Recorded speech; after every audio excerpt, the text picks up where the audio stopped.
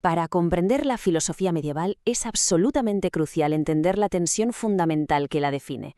Pensemos en ello como el encuentro de dos gigantes. Por un lado, el mundo de la filosofía griega, con su devoción por la razón, y por otro, el de la revelación cristiana, cimentado en la fe. De este choque monumental surge la gran pregunta que va a recorrer toda la Edad Media.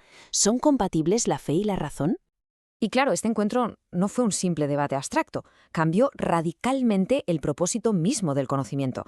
Pasamos de lo que podríamos llamar el ideal de Atenas, un saber puramente teórico, un saber por el saber, a un ideal completamente distinto, el de Jerusalén, donde el conocimiento adquiere una finalidad trascendente, la salvación del alma. La pregunta, por tanto, se transforma. Ya no solo qué podemos conocer, sino, y esto es lo importante, ¿para qué queremos conocer? Venga, a lo largo de esta exposición vamos a seguir un itinerario muy claro. Primero, plantearemos el problema en toda su magnitud. Luego, analizaremos las tres grandes vías de solución que se propusieron históricamente: la del rechazo mutuo, la de la subordinación y finalmente la de la síntesis armónica. Empecemos pues por el principio, el choque de mundos. ¿Cuál era exactamente el problema central que tuvieron que afrontar los pensadores medievales? Pues bien, se trataba de cómo conciliar dos órdenes de conocimiento que, en apariencia, eran muy diferentes. Por un lado, el conocimiento natural, al que se accede con las luces de la razón y la experiencia.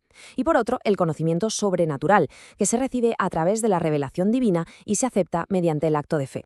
Frente a este dilema, la historia del pensamiento nos muestra que, a grandes rasgos, se perfilaron tres posturas, tres posibles relaciones entre fe y razón. O bien se consideraban incompatibles, lo que llevaba al rechazo, o bien se establecía una jerarquía, una subordinación de una a la otra, o como tercera vía, se buscaba una armonía entre ambas. Vamos a analizar la primera de estas vías, que es, sin duda, la más radical, la vía del rechazo, la que postula que fe y razón sencillamente no pueden coexistir, que son irreconciliables. La manifestación más clara de esta postura es el llamado fideísmo, y su representante más célebre es probablemente Tertuliano. Para él no había lugar a dudas. ¿Qué tiene que ver Atenas, es decir, la filosofía, con Jerusalén, la fe? La respuesta era nada. Su famosa máxima, a menudo parafraseada como «credo que absurdum est», creo porque es absurdo, lo resume todo. La fe no necesita la razón. Es más, la razón es vista como un obstáculo, una fuente de soberbia que conduce a la herejía. Pero atención, porque el rechazo no fue unidireccional. No solo la fe rechazó a la razón. También encontramos el movimiento contrario, un racionalismo radical que subordinaba la fe a la razón.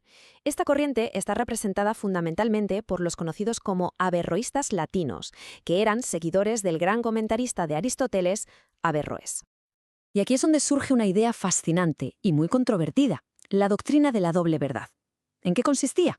Bueno, los averroítas latinos, para salvar la coherencia del sistema aristotélico, llegaron a proponer que una afirmación podía ser verdadera desde el punto de vista filosófico, de la razón, y al mismo tiempo ser falsa para la teología, para la fe. Por supuesto, esto fue un escándalo. La Iglesia lo condenó de inmediato, porque rompía con un principio fundamental: la verdad es una y no puede contradecirse a sí misma. Bien, dejemos atrás la vía del rechazo y adentrémonos en la segunda gran respuesta, que fue, de hecho, la dominante durante buena parte de la Edad Media. Se trata del modelo de subordinación, cuyo máximo exponente es San Agustín de Hipona. Toda la propuesta agustiniana se puede condensar en su célebre frase «crede ut intelligas», es decir, cree para que puedas entender. Fíjense en el orden: primero la fe, después el entendimiento. La fe no es el final del camino, sino el punto de partida necesario. Es la luz que ilumina a la razón, una razón que para Agustín está herida, debilitada por el pecado original, y por tanto es incapaz de llegar a la verdad por sus propias fuerzas. Siglos más tarde, San Anselmo de Canterbury ahondará en esta misma idea con otra fórmula igualmente famosa: fides querens intellectum, la fe que busca la inteligencia, la fe que busca comprender. De nuevo, la fe es lo primero. Una vez que se aceptan por fe las verdades reveladas, la tarea de la razón consiste en profundizar en ellas, en explorarlas, en tratar de entenderlas mejor. Esta relación de subordinación cristalizó en una expresión que ha pasado a la historia: la filosofía como ancille theologiae, la sierva de la teología. Ojo, no hay que entender sierva en un sentido puramente peyorativo, como una esclava. Se trata más bien de un ayudante leal, una colaboradora valiosa, pero que siempre está al servicio de un fin superior, que es la comprensión de la revelación divina. Y así llegamos al siglo XIII, un momento de auténtica revolución intelectual, con la llegada a Occidente de la totalidad de la obra de Aristóteles. Esto supuso un desafío gigantesco. De repente, el pensamiento cristiano se encontraba con un sistema filosófico potentísimo, coherente, que explicaba el mundo de forma racional sin necesidad de recurrir a la revelación. Y es en este contexto donde emerge la figura colosal de Tomás de Aquino, que se enfrentará a la tarea de sintetizar ambos mundos. La solución que propone Tomás de Aquino es sencillamente genial. Se basa en una distinción clara de campos. Para él, fe y razón no tienen por qué chocar, porque se ocupan de ámbitos distintos. Como vemos en el esquema, por un lado tenemos el dominio de la razón, que se encarga de las verdades naturales, las matemáticas, la física, aquellas a las que podemos llegar con la lógica y la experiencia. Y por otro lado, el dominio de la fe, que aborda las verdades sobrenaturales, como el misterio de la Trinidad, que superan la capacidad de nuestra razón y solo podemos conocer si nos son reveladas. Pero lo más importante de la propuesta tomista es que esta distinción de ámbitos no significa una separación total. Todo lo contrario, implica una colaboración. Aquí la razón ya no es una mera sierva, como en el modelo agustiniano, sino que es una auténtica colaboradora, con su propia dignidad y su propio campo de acción. ¿Y cómo se produce esa colaboración? Pues a través de un concepto clave, los praeambula fidei, los preámbulos de la fe. ¿Qué son? Son un conjunto de verdades que actúan como un puente entre los dos dominios porque se pueden alcanzar tanto por la vía de la razón como por la de la fe.